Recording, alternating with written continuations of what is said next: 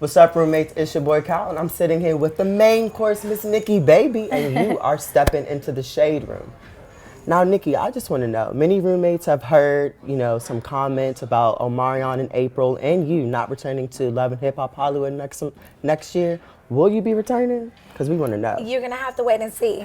I can't confirm or deny anything, but, I am Miss Nikki, baby. You so. are, girl. You are like the star of the show. We love you. Thank you. I would like to say so myself. But you're going to have to wait and see for that. Okay. Well, we also want to know some more tea about you. So on the show, it was rumored, well, not rumored, that you and Little Fizz were dating. Can you confirm or deny that y'all are still an item, or is Miss Nikki Baby off the market? Miss Nikki Baby is absolutely single. Okay. So, yes, we did date, but I'm just kind of like doing my own thing right now. I'm focused on my work and my business. And until the right man steps in, then I'm just going to do this on my own. Can you talk to us a little bit about what's your ideal right man? Well, my ideal right man would be somebody who has his head on straight. He's a boss. He knows how to handle a woman like me with my lifestyle and his lifestyle. I want a man that compliments me because I know what I bring to the table. So I want a man who can, do the same, and if not, we do the same and more together. I want somebody that's with me and we build a brand together. Okay, well, if you were to start dating someone, would you give him like an 8-day pass or no? What's an 8-day pass? Like an 8-day pass to cheat. Well, not technically cheat, but just to go out, do him, and you can do you? I mean, unless we're like really together, I can't knock you for dating other women. I mean, I'm a grown woman. I'm very mature and I'm smart. And if, I understand men cheat and have sex, whatever you have to do prior to me, get it out your system. But once me and you are established and people know that, you're not going to go and embarrass me and make a fool of me. So I will absolutely not condone 8 days, 60 days of cheating or whatever it is. Hey, man, girl, give me a high five for that. That was it. I love that. You. I respect that. Now, you had a couple epic blowouts on this season of Love and Hip Hop. One in particular, was Nas when she threw up. Can you talk to us a little bit about that? Like, have you guys made up? Or? It's just like me and Nas. It's really no issue. We are not involved with the same man. So it's no issue for me and her, reason for me and her to have this tension between one another. She says that she got sick prior to filming. Who am I to say anything? I thought she was nervous. But, it's so old and behind us. I really have no issue. Now, recently, Cleo took to Twitter to say some pretty mean comments about you. How did that make you feel? People who hate me are still my fans. Cleo, your career has not been on since Holes, I think. Ooh. So, for me, it's like, thank you for making me relevant. I appreciate you. And I hope that your career gets back up where it started. Okay. And we also have seen, like, people have just really been brutal to you in the comments, just mean for no apparent reason. Like, how do you deal with that? Because me working for the Shade Room, it's a lot when people just constantly bash you. So how do you deal with that? I have gotten work done, and I have done things to enhance my beauty. And, whether people like it or they hate it, I live for me. So if I was to let everybody's hateful comments and opinions matter, I wouldn't be Miss Nikki Baby. I wouldn't be me. So I don't care whether you love it or hate it.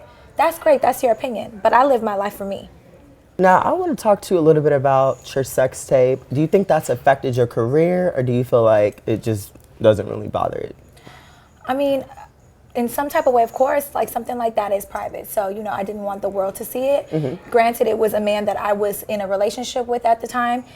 I didn't expect that to happen, to come out publicly, because it's embarrassing. So I can't really say it hurt my career. I can't say it helped my career. I would say that it was not in my possession, and I would have not wanted the world to see that. But when people try to, knock you down, you got to stay above it, which is what I've done. Do you think Molly Mal leaked it or no?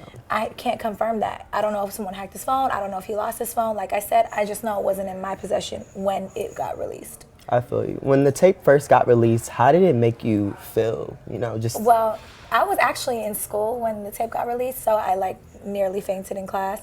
And I was like, I can't, my sister sent it to me. She's like, what the fuck is this? So it was devastating, because you don't want the world to see that. I know. That's really personal. So, I mean, it made me, I was devastated. I didn't even know what to say. Oh, dang. Well, many fans have missed your mom this season. Why wasn't she here? We live for her. I know. My mom is legend. But, my mom had her own things going on. And so she chose not to, not even that. My mom loves VH1. She loves Mona. She loves the show. But she's just been caught up in her own things this year. Yeah, she on her boss move certified. Yeah. So another So who's your favorite cast member on Love and Hip Hop? And who's the one you hate the most? For me to hate somebody, that means I'd have to care about them. So I can't really say I hate anyone because I really don't care for a lot of them. But I absolutely have to say I love, out of all of them, I have to pick one.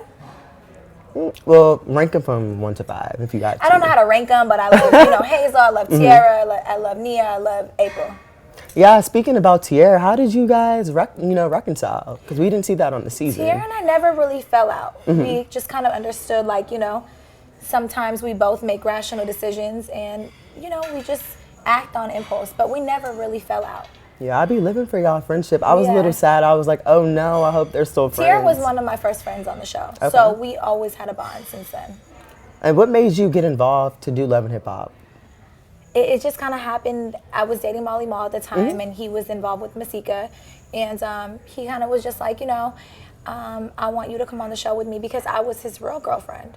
And we were on a break, of course, when they were filming together, but it was like, okay, that bitch got to come in, and I have to show the world that, this was really my relationship. So, they did date for a little while here and there, but, me and him were involved for years. So when he had asked me, I was like, okay, I'll do it. I mean, it just happened so quick.